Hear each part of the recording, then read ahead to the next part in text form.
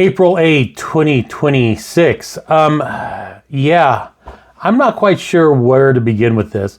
So yesterday we spent the entire day sitting on pins and needles, waiting to see if Trump was going to commit genocide and commit war crimes and possibly throw the world into World War III from his statements that morning and on Easter, only to have him back down once again as the deadline approached closer and claim victory. He tweeted last night, "A big day for world peace. Iran wants it to happen. They've had enough. Likewise, so has everyone else.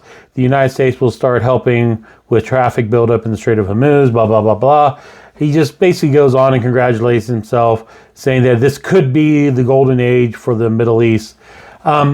But this is just how he does things. He creates these issues, he creates these crises, and then he pulls back from it and claims victory.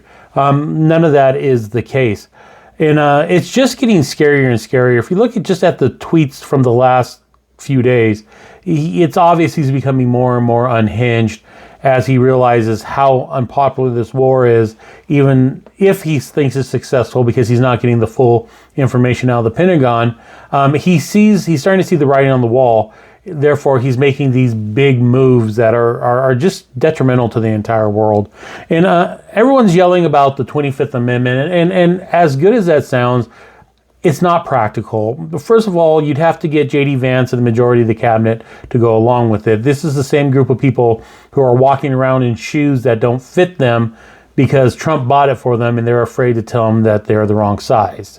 But by some chance that can happen and they do invoke the 25th, all the president has to do is send a letter to Congress saying that, no, I'm fine, I can continue my duties, and he's back in office. And that original group has 7 days to counter that.